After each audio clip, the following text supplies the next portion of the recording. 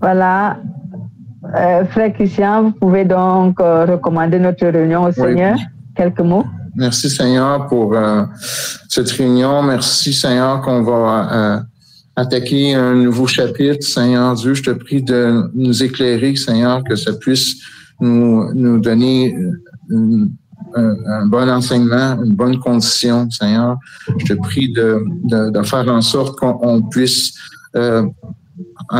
découvrir ta présence avec cet enseignement-là, qu'on puisse vraiment se rapprocher encore plus de toi. Je prie dans le nom de Jésus. Amen. Amen. Amen. Merci mes bien-aimés, merci pour votre fidélité et votre présence encore ce soir. Nous parlons d'un thème que notre frère a demandé parce qu'il veut savoir ce que c'est que donner.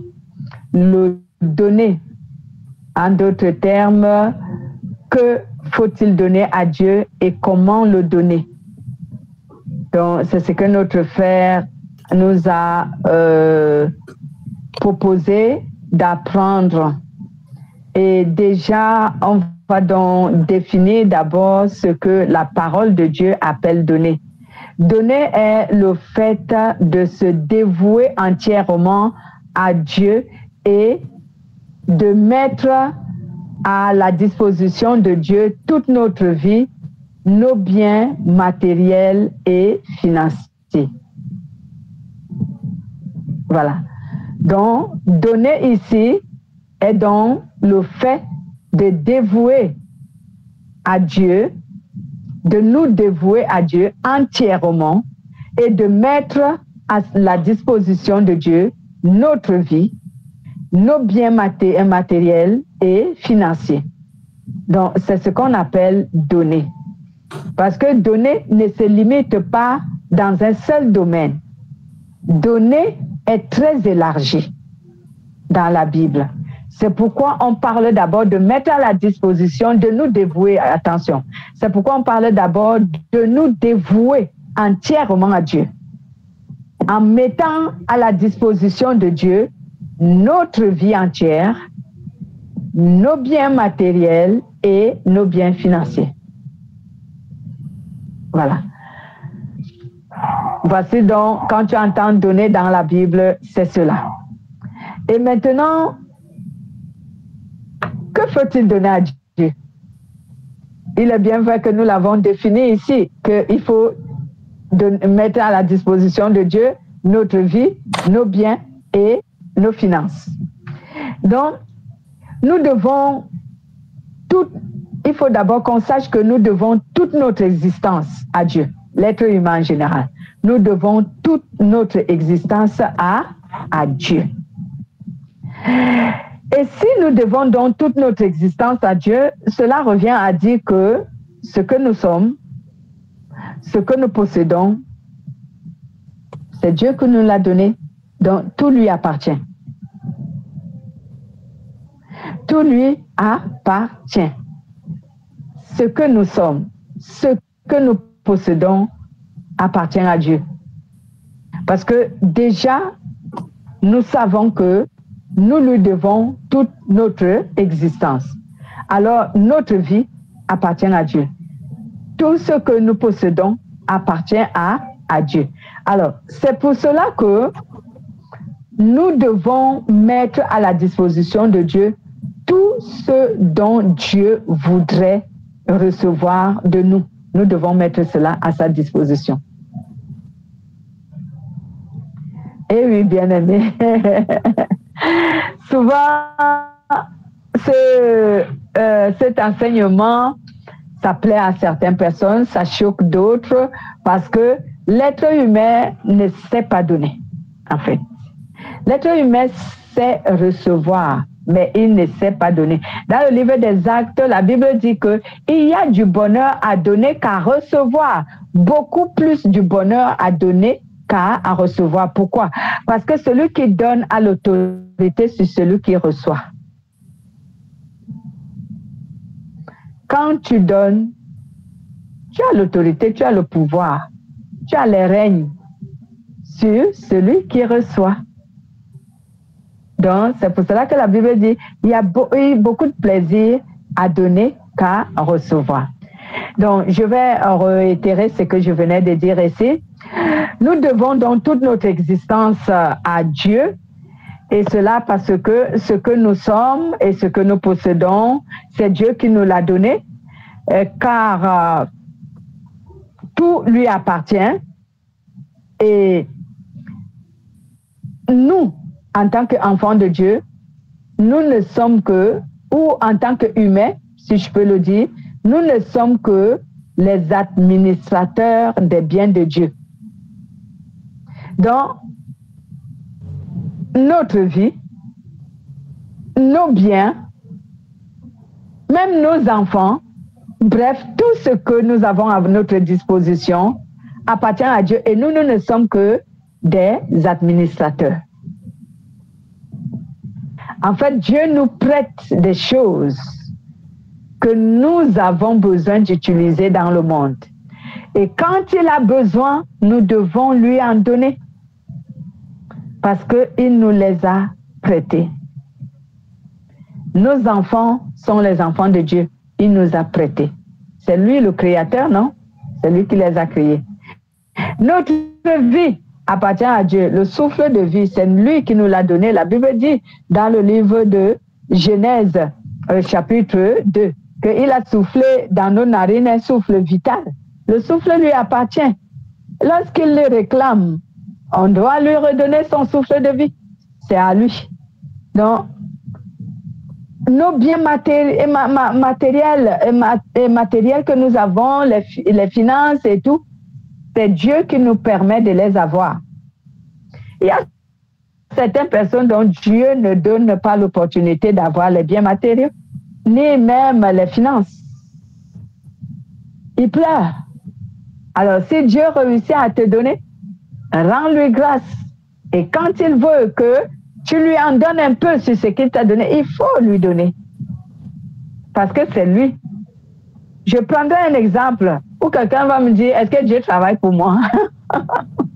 Pour que tu me dises que c'est lui qui me donne l'argent. Parce que quand on commence à parler d'argent, à ce moment, la lettre humaine devient souvent farouche.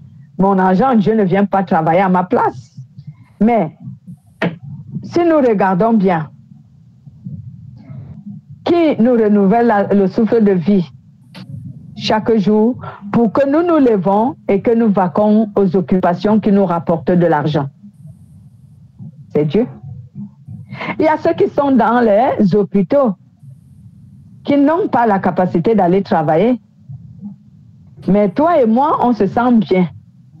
On a encore cette capacité, cette faculté de se lever le matin et d'aller vaquer à nos occupations qui nous produisent l'argent. Ce qui nous permet d'acheter les biens que nous avons, le matériel que nous avons. Si nous tombons malades, comme d'autres personnes sont dans les hôpitaux, avec quelle force nous allons travailler? Et nous pouvons voir qu'il y a d'autres personnes aujourd'hui, parce qu'ils sont en prison, ils ne peuvent pas travailler, ils ne peuvent pas avoir de l'argent. En prison, il est difficile de se produire de l'argent. Donc, tout ce que l'être humain, je ne parle pas de ceux qui acquièrent leurs biens du monde maléfique, mais je parle d'une personne honnête qui travaille vraiment avec son dur labeur et qui gagne son pain quotidien chaque jour, qui compte sur la force que Dieu lui donne pour aller travailler. Et pour nous, les chrétiens, qui comptons sur Dieu, qui nous renouvelle aussi la force pour aller vaquer à nos occupations. C'est de cela que je parle, que nous devons tout à Dieu, parce que c'est lui qui nous donne tout. S'il décide maintenant que nous n'allons pas obtenir ce que nous voulons, nous ne l'obtiendrons pas. C'est pour cela que lorsque Dieu est dans le besoin et qu'il demande, on doit lui donner. Normalement, on doit lui confier ce qui est à lui. Et comme il l'a dit, nous ne sommes que les administrateurs.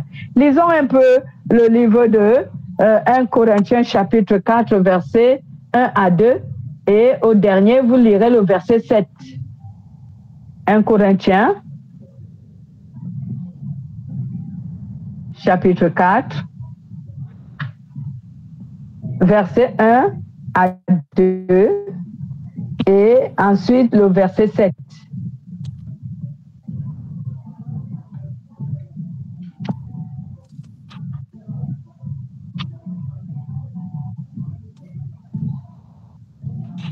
Pardon? 1 Corinthiens, le livre des Corinthiens. 1, première lettre de Paul aux Corinthiens, chapitre 4. Vous lisez le verset 1 et 2, et puis vous lisez le verset 7. Ainsi qu'on nous regarde comme des serviteurs de Christ et des dispensateurs des mystères de Dieu. Du reste, ce qu'on demande des dispensateurs, c'est que chacun soit trouvé fidèle. Ensuite, 7, car qui est-ce qui te distingue? Qu'as-tu que tu n'aies reçu? Et si tu l'as reçu, pourquoi te glorifies-tu comme si tu ne l'avais pas reçu? Amen. Frère Christian peut lire sa version.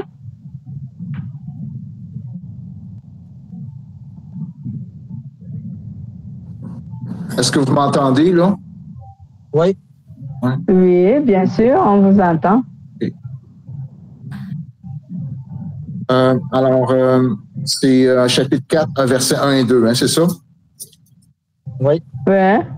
Alors, ainsi qu'on nous regarde comme des serviteurs de Christ et des administrateurs des mystères de Dieu. Du reste, ce qu'on demande des administrateurs, c'est que chacun soit trouvé fidèle. Et verset 7, car qui est-ce qui te distingue?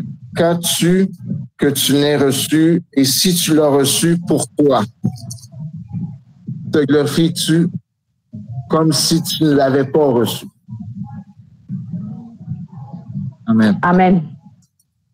Qu'as-tu que tu n'aies jamais reçu?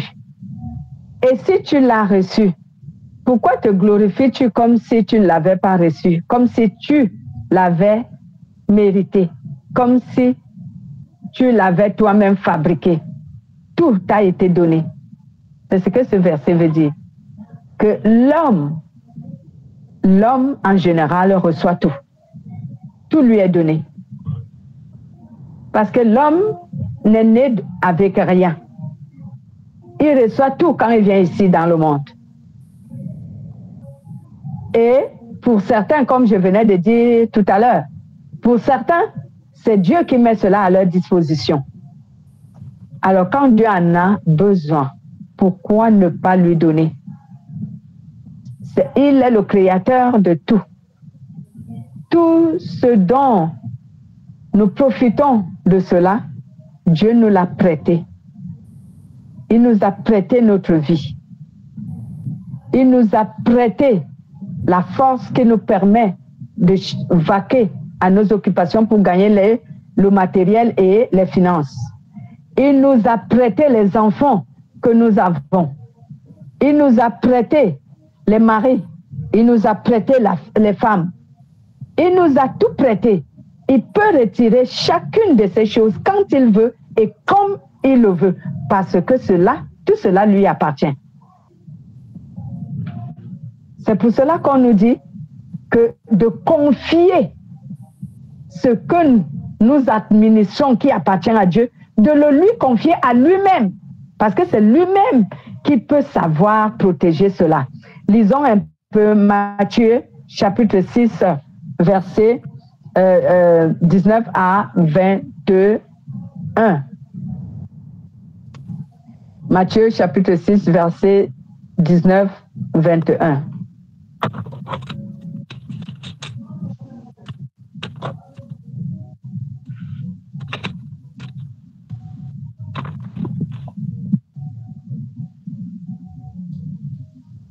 Vous êtes à la page, faites la lecture, la personne qui est à la page.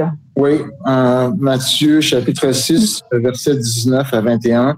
Ne vous amassez pas des trésors sur la terre où les vers et la rouille détruisent et où les voleurs percent et dérobent, mais amasser des trésors dans le ciel où ni les vers ni la rouille ne détruisent et où les voleurs ne percent ni dérobent.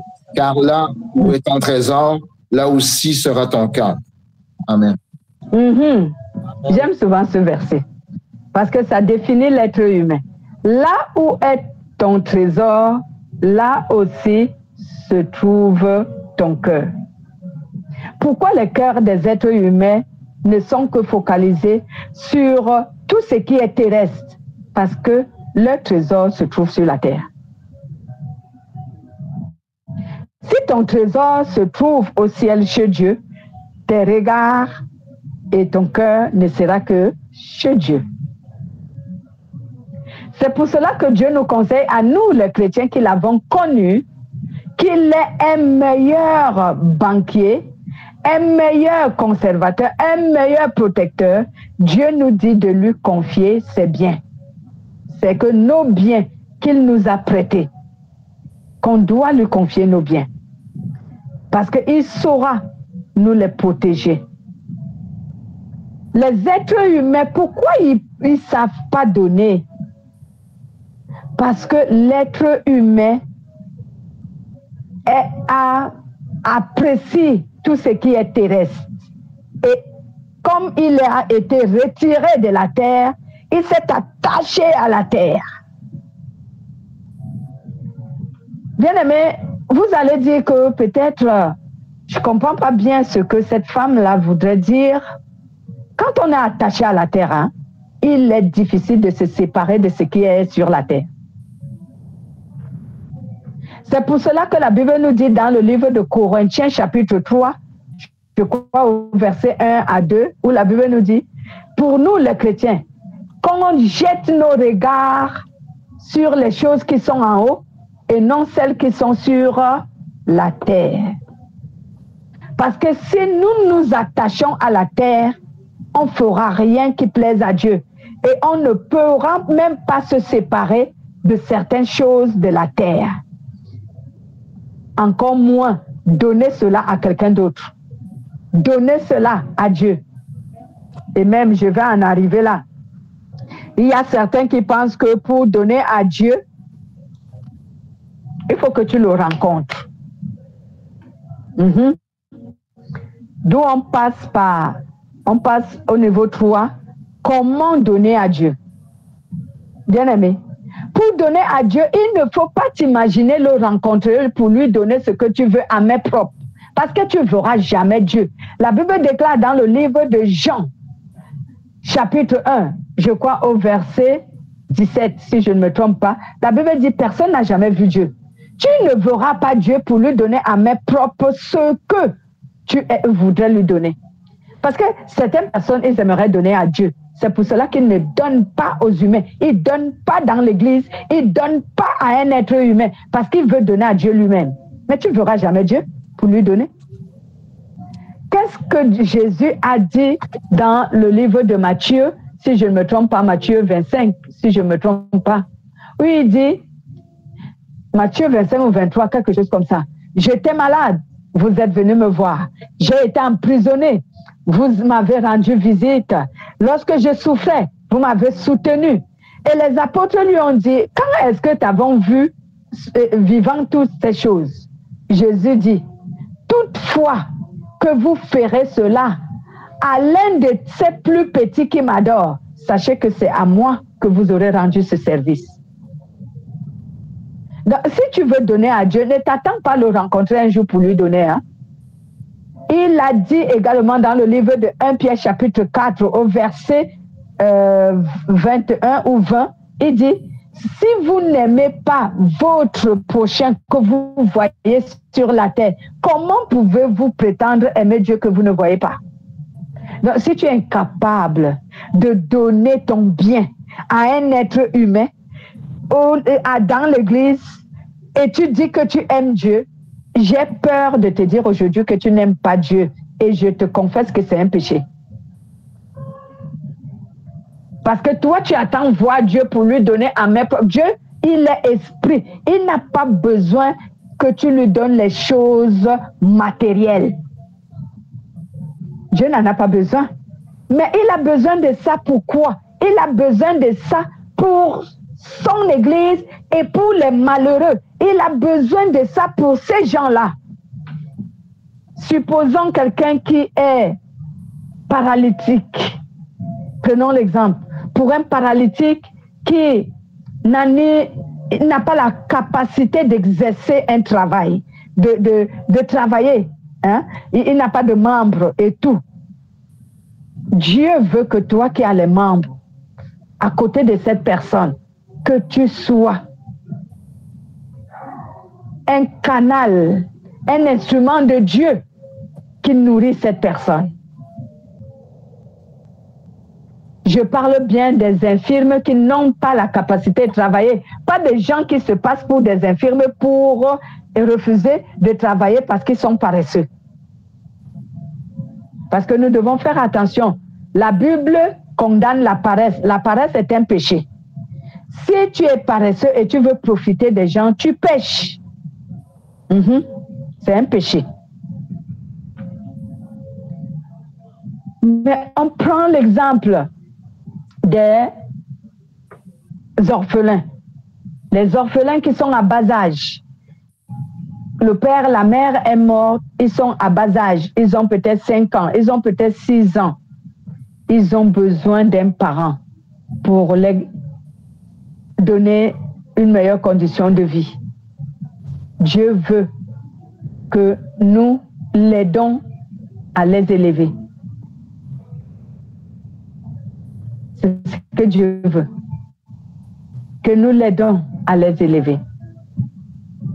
Donc, bien-aimé, c'est au travers des humains que tu dois donner à Dieu ce qu'il attend de toi, ce qu'il te demande. C'est en donnant aux humains comme toi. Il y a d'autres personnes, comme surtout votre culture à vous, il y a des gens qui préfèrent élever les chiens. Excusez-moi du terme. Il prend un animal et il l'élève comme un être humain. Il jouit de tout le luxe, de tout l'entretien du monde, alors qu'il y a les malheureux autour de lui qui n'ont même pas un morceau de pain à manger.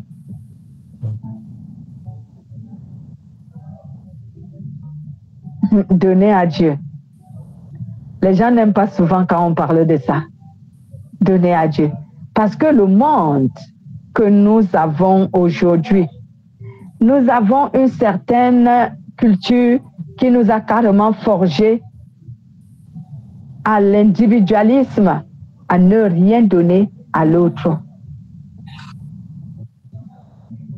L'individualisme, ne rien donner à l'autre, l'égoïsme, penser seulement à soi et à toi seul. Tout pour moi, rien pour l'autre.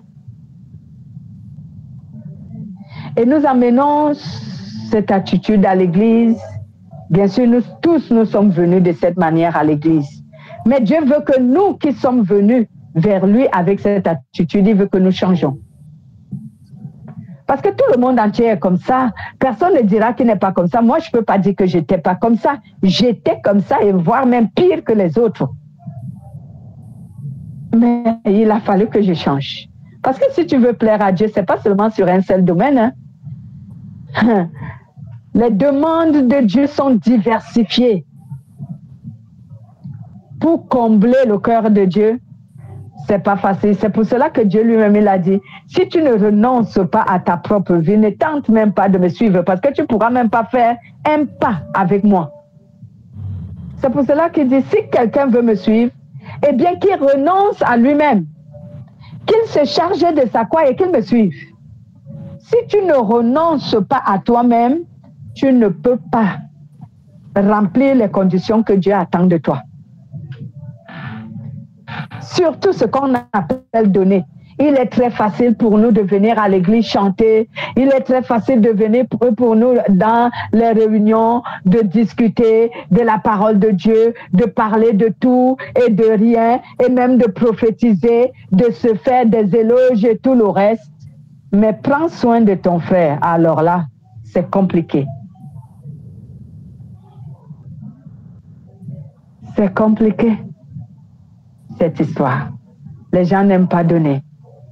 Non. Donner pour eux, c'est très, très compliqué. Donc, c'est pourquoi je veux te dire que, bien-aimé, si tu veux donner à Dieu, hein, donne aux humains. Ne t'attends pas que tu vas rencontrer Dieu en personne et lui donner. Dieu est un esprit. Tu ne le rencontreras jamais pour lui donner quoi que ce soit. Mais si tu donnes aux humains, tu es en train de donner à Dieu. Mais il faut savoir aussi discerner à qui donner. Parce que tu peux donner à un humain, donc ça n'a rien servi à Dieu. Il faut aussi avoir le discernement. Parce qu'il y a, comme je reviens là-dessus, il y a les paresseux dans l'église. Ils ne veulent rien faire. Parce qu'on leur a dit que dans l'église, on doit vivre dans la charité. Alors, je vais profiter de ceux qui ont les moyens dans l'église. Je ne fais rien. Et moi, je bénis Dieu. Hein? Je sais que quelquefois, je commets des erreurs, mais le Seigneur me fait garder. C'est que je veux faire ce qui est juste. Si tu es paresseux et tu penses que tu vas bénéficier de ceux qui sont dans l'église, tu vas savoir ce que je vais te faire. Tu vas quitter l'église parce que tu ne recevras rien. On va te trouver le travail au lieu de te donner l'argent. Ah ben oui. Ah ben, vraiment, je ne dis pas que quelqu'un ne peut pas me tromper, mais Dieu m'a tellement rendu intelligent et vigilant que je connais les chrétiens. J'ai 20 ans de christianisme, ce n'est pas peu de choses. J'ai essayé d'étudier les gens et je peux facilement les comprendre et les connaître. Donc, on va te trouver le boulot pour que tu ailles trouver de l'argent. Parce qu'on ne va pas passer notre temps à te donner de l'argent, à te donner à manger et tu ne fous rien. Non. Je connais une sœur comme on l'avait fait la publicité de notre église, parce qu'à ce moment, on avait fait la charité à quelqu'un. Alors, elle était venue nouvellement au quartier, elle nous demande, elle est venue discuter de la parole de Dieu avec moi, alors que son mari était ou c'est un militaire ou quoi, je ne sais pas moi, c'est le travail qu'il faisait, elle ne faisait rien, elle était femme au foyer. Et quand elle est venue parler avec moi, la première chose qui l'intéressait à savoir, elle m'a dit, vous faites la charité dans votre église. Je lui ai dit que la charité existe. Mais elle n'est pas comme tu penses, ma sœur. Tu ne peux pas venir à l'église, tu ne fous rien, tu t'attends à ce que l'église va te nourrir. Non, les personnes qui forment l'église ont aussi des familles à nourrir. Et personne ne les aide. Hein.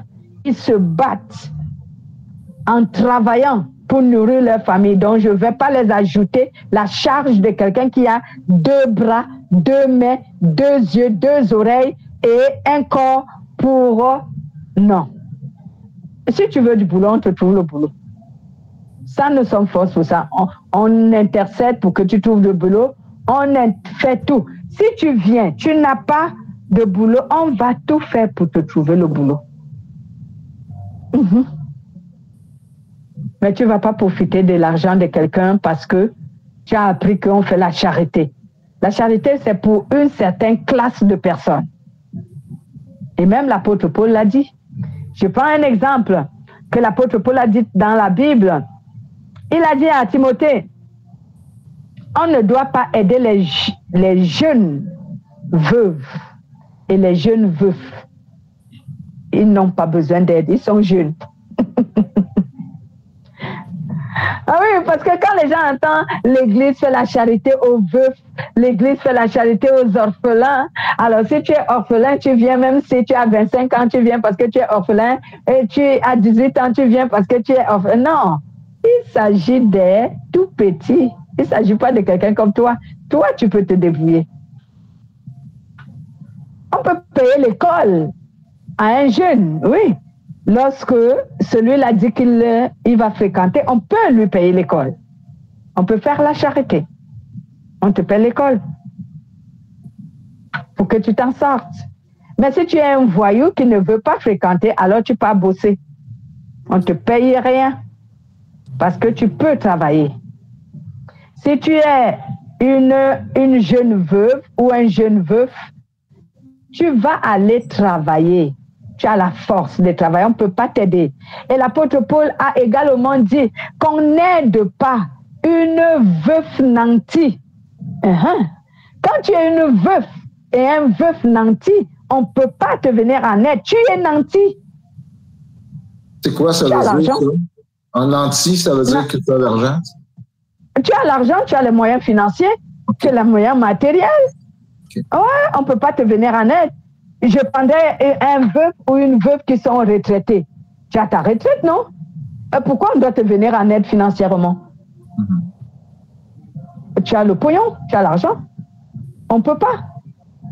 On prend quelqu'un qui n'a pas de retraite, qui n'a pas de revenus. Il est vieux, elle est vieille et elle ne peut plus rien faire. Oui, ça c'est le genre de personnes dont l'Église prend soin. Donc, les gens doivent faire quoi que parce qu'on parle de charité, alors il faut faire n'importe quel désordre. Non, c'est bien précis dans la Bible. Il faut bien lire la Bible. C'est bien précisé dans la parole de Dieu. Donc voilà, bien-aimés, lorsqu'il faut donner à Dieu, il faut donc donner à Dieu à travers un être humain. Et lorsque tu dois donner à cet être humain, il faut donner avec une certaine disposition de cœur. Et c'est pour cela que nous allons lire 2 Corinthiens chapitre 9, versets 6 à 7.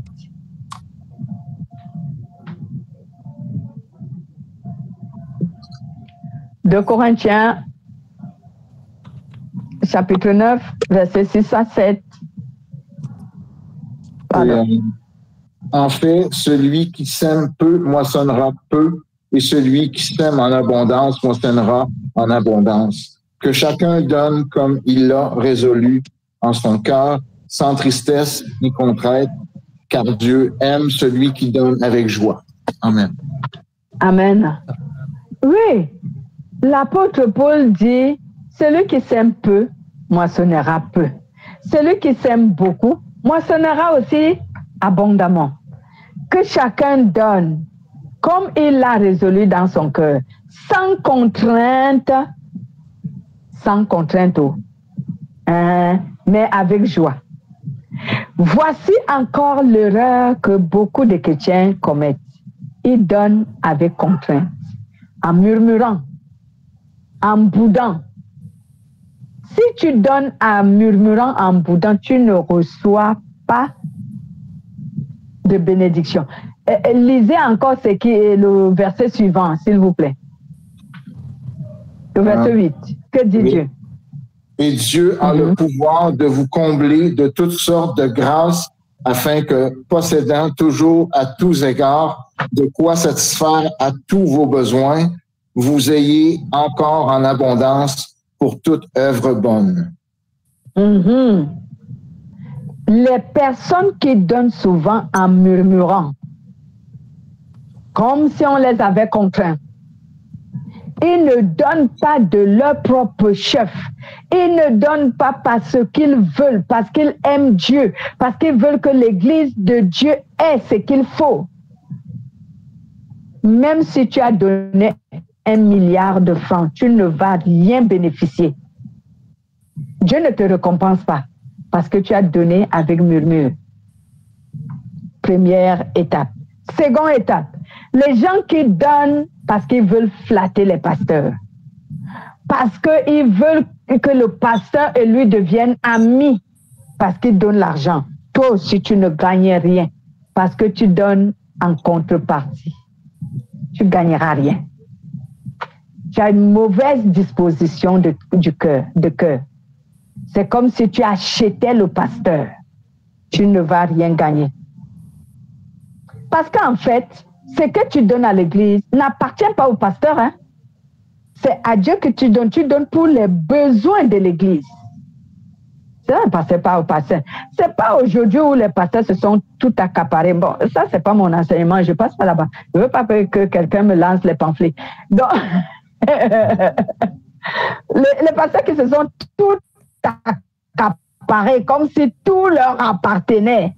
Hey, c'est pour les besoins de l'Église. Ce n'est pas pour les besoins des pasteurs. Moi, je dis souvent, le pasteur a un salaire. Donc, quand il viendrait travailler chez vous, là, vous fixez mon salaire. Moi, je ne cherche pas l'argent de l'église. Je prends seulement mon salaire pour le camp. Le reste, ça vous regarde. Voilà. C'est ça. Donc, bien-aimé, si tu veux flatter le pasteur et tu donnes l'argent pour ça, pas de récompense pour toi. Parce que ta manière de donner est mauvaise. Tu ne vas rien gagner. Il y a aussi ceux qui donnent avec une autre mauvaise manière de donner. Ils donnent pour paraître ceux qui donnent beaucoup à l'Église. Ils veulent paraître. Qu'on sache que c'est eux qui soutiennent l'Église financièrement. Toi aussi, tu n'auras rien de la part de Dieu parce que tu te glorifies. Tu n'auras rien. Dieu ne va pas te récompenser.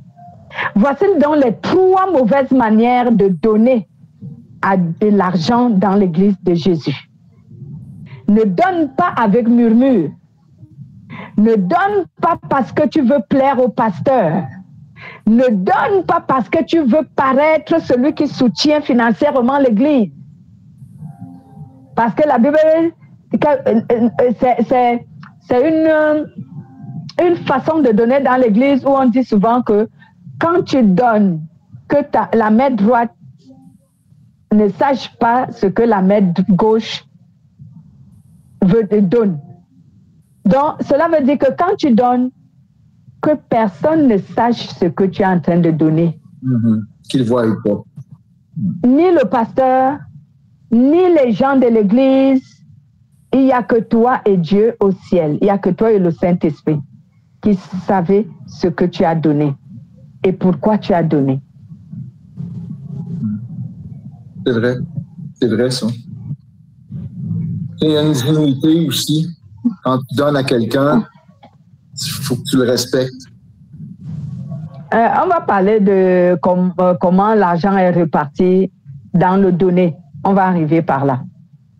Donc, ici, on parle d'abord de comment donner.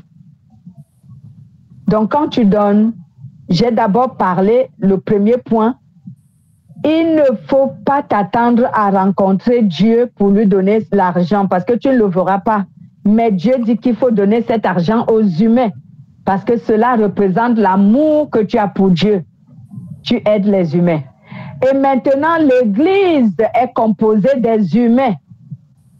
Donc, quand tu donnes l'argent à l'Église en tant que chrétien, ne donne pas en murmurant. Ne donne pas en murmurant comme si on t'a forcé, par contrainte. Ne donne pas pour plaire au pasteur. Ne donne pas pour attirer l'attention sur toi. Qu'on sache que toi, tu donnes beaucoup et tu soutiens beaucoup l'Église. Ne le fais pas. Garde l'anonymat sans que personne ne sache quoi que ce soit. Et là, Dieu te récompensera. Si tu donnes avec joie, sans murmurer, sans tristesse, Dieu va te récompenser. Si tu donnes, même sans même faire allusion au pasteur de ce que tu donnes, toi tu donnes pour les besoins de l'Église, Dieu te récompensera. Si tu donnes sans te faire passer pour quelqu'un qui soutient financièrement l'Église, pour quelqu'un qui donne beaucoup d'argent à l'Église, Dieu te récompensera. Même si tu donnes à Dieu des milliards, il va multiplier ces milliards et va te les rendre. Dieu va te les rendre. Parce que tu as donné de la bonne manière. Il y a donc beaucoup de chrétiens qui donnent l'argent à l'Église et ils n'ont pas le retour. Pourquoi? Parce qu'ils donnent mal. Ils donnent avec une mauvaise disposition. C'est pour cela qu'ils n'ont pas de récompense. Ils donnent avec une mauvaise disposition. Les 3 mauvaises dispositions que je venais de citer. C'est avec l'une d'elles, les chrétiens utilisent les 3 mauvaises dispositions pour donner l'argent à l'Église. Et c'est ce qui fait en sorte que Dieu ne les récompense pas. J'ai connu certains chrétiens dont les parents et les familles, leurs parents et leurs familles critiquent aujourd'hui les églises de réveil, que ma soeur, l'église de réveil a ruiné ma soeur. Mais est-ce que tu as lu ce verset? Tu as demandé à ta soeur pourquoi elle donnait l'argent à l'église et comment elle le donnait? Dieu n'est pas un menteur. Quand il te dit que je vais te rendre au centuple ce que tu m'as donné, il va le faire. Pourquoi ta soeur ou ton frère a été ruiné par l'église? C'est parce qu'il donnait de la mauvaise manière. Il donnait de la mauvaise manière. Soit il donnait en murmurant. Soit il donnait en murmurant, soit il donnait en voulant flatter le pasteur pour qu'il soit ami. Comme ça, même s'il appelle le pasteur à minuit, le pasteur va répondre. Parce que c'est comme ça les pasteurs. Quand tu lui donnes l'argent, même si tu l'appelles à minuit, il va répondre. Il va te répondre. Et comme ça, vous êtes bien. Vous devenez amis. Mais quand tu ne lui donnes pas l'argent, il ne va pas répondre. Il ne va pas répondre si tu l'appelles à minuit. Il va dire, ah, qui m'appelle là? Oh, celle-là m'appelle là, elle me dérange. Oh, il ne va pas répondre. Et il ne va même pas venir. Parce que tu as une urgence, il ne va pas venir. Mais celui qui lui donne l'argent, dès que la personne appelle, même si à n'importe quel heure, le pasteur entre en route, il part. Parce que là-bas, on lui donne l'argent. Et c'est comme ça que les fidèles achètent les pasteurs dans les églises. Après, il vient dire, l'église a ruiné mon parent, l'église m'a ruiné. C'est comme ça qu'on donne l'argent à l'église. L'église ne t'a pas ruiné. Tu t'es fait ruiner. Tu as voulu te faire ruiner. Tu n'as pas lu la parole de Dieu et tu voulais pas. C'est pas Dieu que tu cherchais. Tu cherchais une relation avec le pasteur. C'est tout ce que tu voulais. Donc, voilà comment les chrétiens ne reçoivent pas les récompenses après avoir donné. Oh, ben, qu'est-ce que Lucille veut?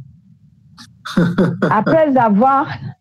Elle insiste. Elle sait qu'à l'heure, là, je suis en réunion. Oh là là. Donc. Donc, voilà, comme elle est en train d'appeler là, hein? C'est un pasteur, le pasteur va dire, oh bon, je réponds parce que cette soeur-là, elle donne toujours l'argent à l'église. Hein? Et si elle dit, oh, je suis en danger, oh, le pasteur entre en chemin, il part, il fait semblant de prier, il rentre, il ne prie même pas, tu ne connais même pas ce qu'il fait. Si les chrétiens pouvaient savoir. Il ne prie même pas. Il s'est juste présenté pour ne pas te décevoir parce que tu donnes toujours l'argent à l'église. Donc, voilà, bien-aimés, nous voyons donc ce qui fait souvent en sorte que nous donnons l'argent à l'église et nous ne recevons pas les récompenses en retour, c'est à cause de cette mauvaise manière de donner. Maintenant, pour donner à l'église, comment l'argent est reparti à l'église? À ce niveau, ça ne regarde pas le chrétien, ça regarde les responsables de l'église. Toi, tu donnes l'argent, ce n'est pas ton problème comment il est administré, parce que ce n'est pas ton travail de surveiller comment il est administré. Sauf si tu es dans un service quelconque à l'église.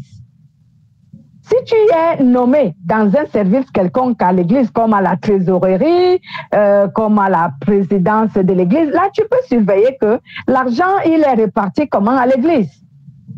Mais si tu viens à l'église, tu donnes, par exemple, que devons-nous donner comme argent à l'église? On donne l'argent à l'église ou les biens dans l'église pour le monde. L'argent ou les biens, on donne le monde. Donc, en d'autres termes, je vais dire qu'est-ce qu'il faut donc donner à Dieu palpablement? Il faut donner l'aumône, il faut donner l'aumône, il faut donner la dîme, il faut donner l'offrande, il faut donner les actions de grâce, il faut donner les dons, il faut donner de ton temps et tout ce que l'Église a besoin et que tu peux l'offrir. Il faut le donner. Je vais essayer d'expliquer. L'aumône, c'est une offrande pour les pauvres. Ça se donne à l'Église. Dans certaines églises, quand tu entres, tu vas trouver une corbeille ou alors une caisse comme les urnes. C'est écrit l'aumône. On écrit sur ça l'aumône, donc l'offrande des pauvres. Donc, celui qui veut offrir, si c'est l'argent pour les pauvres, il met ça dedans. Si c'est le matériel, il dépose là. Ceux qui travaillent pour les aumônes, ils vont recueillir cela. Donc, l'aumône est une offrande pour les pauvres. Nous pouvons lire pour comprendre cela. Nous n'avons pas le temps pour lire parce que sinon on sera long. Je vais juste donner les versets. 1 Jean chapitre 3, versets 16 à 18. 1 Jean chapitre 3, versets 16 à 18. Il y a aussi les actes. Actes chapitre 2, versets 44 à 45. Ça, c'est pour le monde. 1 Jean chapitre 3, versets 16 à 18. Actes chapitre 2, versets 44 à 45. Ça, c'est pour l'offrande qu'on appelle l'aumône. Maintenant, la dîme. La dîme, elle aussi, elle est donnée à l'Église. La dîme, c'est les 10% de tes revenus mensuels. 10% sur ton salaire.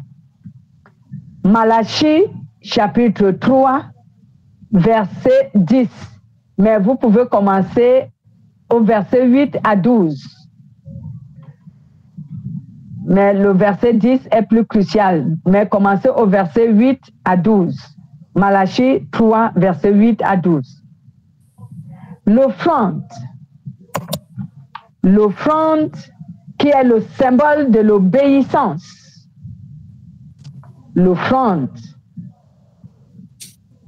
L'offrande qui est le symbole de l'obéissance.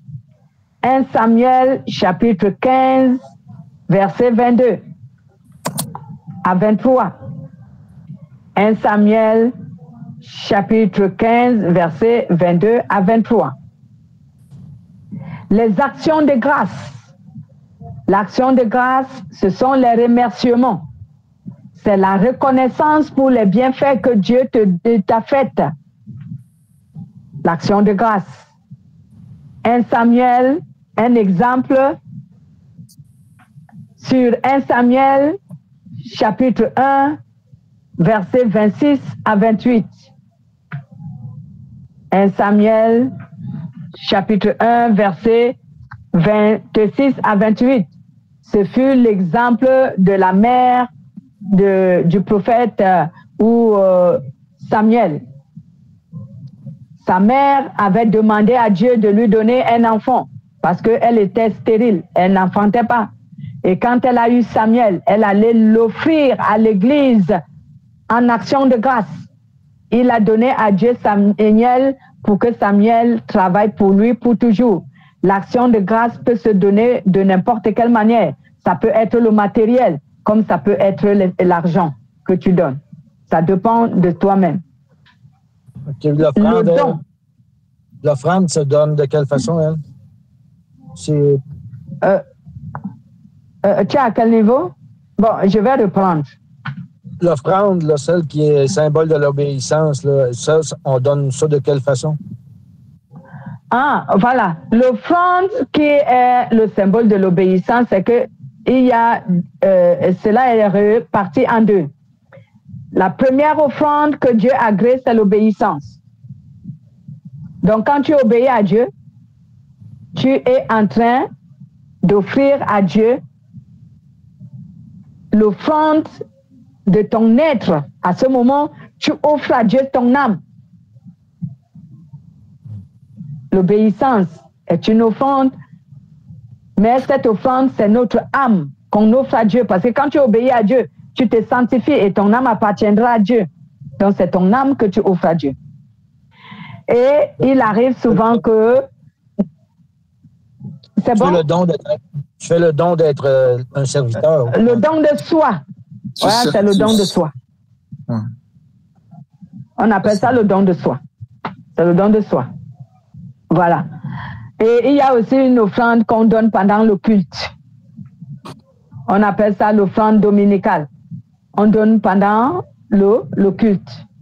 Pendant que, dans les réunions que nous avons, on donne l'offrande. Mais la véritable offrande ici, c'est le don de soi. Voilà. Maintenant, j'ai parlé de l'action de grâce. J'étais sur le don. Le don qui est un soutien pour l'Église, un soutien matériel ou financier pour l'Église. Le don. 1 Corinthiens, chapitre 16, versets 1 à 4. Le don. 1 Corinthiens, chapitre 16, versets 1 à 4. C'est un soutien pour l'Église. Ici, l'apôtre Paul avait demandé aux gens de faire la collecte et qu'il allait amener la collecte de ce qu'ils avaient fait à Jérusalem pour soutenir les chrétiens qui étaient à Jérusalem, dans le temple. Donc, ça fait pas partie de la dîme. Non, ce n'est pas la dîme. La dîme, c'est le 10% de ton salaire. Ouais. Ça, c'est un don. Le don n'a pas de montant défini. Tu donnes ce que tu veux. OK. C'est comme le monde. La seule offrande qui a un montant fixé, c'est la dîme. La dîme, c'est le 10%. Mais les 10%, je veux dire. Mais le monde n'a pas de montant. L'offrande n'a pas de montant. D'abord, l'offrande, comme on a dit, c'est le don de soi. Les actions de grâce n'ont pas de montant. Les dons n'ont pas de montant. Donc, ces offrandes, quand tu les donnes, personne ne te fixe une certaine somme. Tu donnes ce que tu veux. La seule offrande qui a un montant fixé par Dieu, c'est la dîme. Voilà. Maintenant, il y a encore ce qu'on appelle ici le don de soi, entre dans le cadre de disposer de son temps envers Dieu. C'est ça. Tu disposes de ton temps envers Dieu. Donc, voici dans les offrandes, le donner. Les offrandes qu'on appelle le donner, qu'on doit donner à Dieu. Bien-aimé. Voici maintenant, je répondrai à la question que le frère Christian a dit. Donc, c'est comme ça qu'on peut donner aux humains. Maintenant, il peut s'avérer que tu as un et que tu veux l'aider. Ça n'entre pas dans le cadre de l'Église, mais ça entre dans le cadre de ta relation personnelle avec Dieu. Tu manifestes la charité à ceux dont tu as besoin. Ça n'entre pas dans le cadre parce qu'il y a une certaine collecte d'argent qui est spécialement donnée à l'Église. Comme par exemple, je répondais la dernière fois au frère qui disait, est-ce que je peux prendre ma dîme et aller la donner, envoyer aux gens qui souffrent à je ne sais où? Tu ne peux pas le faire. La dîme, la Bible a dit, quand vous lisez Malachie, la Bible a dit, amenez vos dîmes dans la maison du trésor. La maison du trésor, ce n'est pas le pays où les gens qui sont en train de souffrir, je ne sais où. Les gens qui sont en train de souffrir, je ne sais pas où, que tu veux aider, là-bas, c'est le don que tu peux envoyer là-bas. C'est un don particulier pour toi. C'est ta relation avec Dieu, tu donnes un don. Mais la dîme ne va pas en dehors de l'Église. C'est ça, c'est ce qui te met à cœur, dans le fond, tu fais le don. Voilà. Tu fais le don. Le don, tu peux donner où tu veux. Tu peux donner ton don où tu veux. Mais la dîme, la Bible dit amenez tout dans la maison du trésor. La maison du trésor, c'est le temple, c'est l'église. C'est l'église. Cet argent ne part pas en dehors de l'église. Et je répète encore, les pasteurs qui s'en servent pour leurs besoins à eux seuls, là aussi c'est un problème. Il faut s'en servir pour le besoin de toute l'église. Pour les besoins de l'église. Voici donc comment nous pouvons donner. Donc, la charité, tu peux la manifester à n'importe qui, que ce soit à l'extérieur ou à l'intérieur de l'église, tu peux manifester la charité. Mais il y a des offrandes qui ne sortent pas en dehors de l'église, telles que la dîme, telles que le don de soi, c'est même toi-même qui se livre à Dieu, qui se donne à Dieu, les offrandes que je dis. Hein? Mais les autres, le monde, d'abord, le monde aussi est une offrande de charité. Donc, tu peux aller faire le monde dans les organismes qui aident les gens. Tu participes, si tu veux. Mais moi, je trouve toujours que c'est un don. Vaudrait mieux faire le monde dans l'église pour que l'église prenne soin de ces démunis. Oui, c'est sûr. Quelqu'un qui n'a pas quelque chose ou qui lui manque, si c'est disponible, ben, je veux dire, la personne peut en profiter. Le membre de l'église. C'est ça. Voilà. Donc, voici dans notre enseignement, mes bien-aimés, lisez les versets parce qu'on n'a pas pu le temps de lire tous les versets. S'il y a les questions, envoyez-les-moi. On va débattre de ces questions. Ce qu'il faut savoir, c'est que il est très important de donner parce que donner, c'est aussi obéir à Dieu. C'est une certaine obéissance. Si tu ne donnes rien à Dieu, peu importe ce que tu fais pour Dieu, en tout cas, ton obéissance n'est pas encore complète. Elle n'est pas complète. Il te manque encore quelque chose à faire. Savoir donner. Voilà. Est-ce qu'il y a des questions? C'est qu'il n'y a pas beaucoup de gens qui sont au courant de ça. Hein? Ah ouais, il n'y en a pas, parce qu'ils ne veulent même pas. Je t'ai dit que cet enseignement, beaucoup de gens ne veulent pas l'écouter à l'église. Et pourtant, il est là pour aider les gens à ne pas se tromper et même à ne pas se faire avoir non plus. Parce que je parlais maintenant des gens qu'on a ruinés dans les églises parce qu'ils ne connaissaient pas tout ça. Parce que si je me rends compte que en donnant de la mauvaise manière, je ne serai pas récompensé, pourquoi je vais donner de la mauvaise manière? Non, je vais apprendre à donner de la manière que la parole de Dieu recommande. Donc, je vais donner pour plaire à Dieu. Mais je ne vais pas donner pour plaire au pasteur. Je vais donner pour aider l'Église à ne manquer de rien. Mais je ne vais pas donner pour que les gens voient que moi je suis riche et que c'est moi qui soutiens l'Église. Je ne vais pas non plus murmurer en donnant. Je vais éviter tout ça pour que quand je donnerai, alors que Dieu me récompense. Je vais vous donner un témoignage.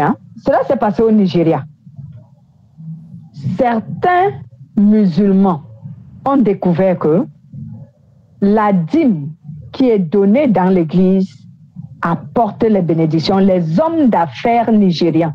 C'est un frère qui nous avait donné ce témoignage. Je n'ai pas vécu ça de moi-même, mais c'est un frère qui nous a donné ça. Il nous a dit que dans leur église, les hommes d'affaires musulmans qui n'étaient même pas chrétiens venaient donner la dîme. Et ils étaient abondamment bénis. Dieu bénissait leurs affaires. Donc, c'était les hommes d'affaires. Ils se sont rendus compte qu'en donnant les dîmes, dont les 10% de leur revenu mensuel à l'église, pour soutenir l'église, et ils étaient doublement récompensés par Dieu. Lisez Malachie. La parole de Dieu ne ment pas. Dieu a dit, si vous me mettez ainsi à l'épreuve, vous allez voir ce que je veux faire. Et ce frère nous a dit, lui-même, il voyait ces gens-là bénis. Et ils avaient compris, alors qu'ils n'étaient pas des chrétiens, ils étaient des musulmans. Donc, ce témoignage, je dis bien, c'est mon frère qui me l'a donné, l'un de mes frères nigérians. Moi-même, je ne l'ai pas vécu personnellement. Mais je sais que quand tu donnes à Dieu de la bonne manière, tu es béni. Je le sais. J'en doute pas. Ouais. Beaucoup de gens, comme dit le frère Jean, vous pouvez couper l'enregistrement parce qu'il ne faut pas qu'on soit très long.